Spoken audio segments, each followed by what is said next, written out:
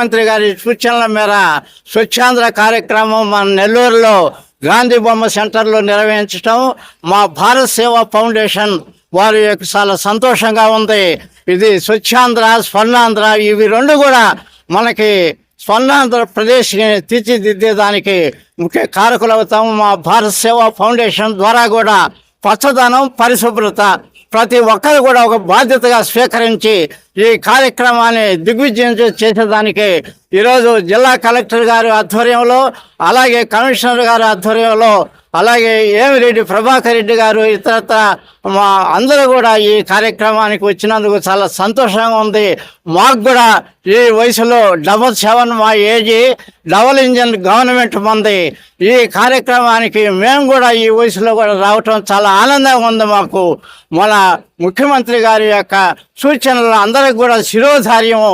ప్రతి ఒక్కరు కూడా పరిశుభ్రత, పచ్చదనమే మనకి ఆరోగ్యానికి, ఆనందానికి, ఆ సంపదకి నిలయం. మన ముఖ్యమంత్రి గారు అదే కదా WHS అన్నారు కదా. W అంటే హెల్త్, అలాగే సంపద, ఆరోగ్యం, హ్యాపీనెస్, సంతోషం.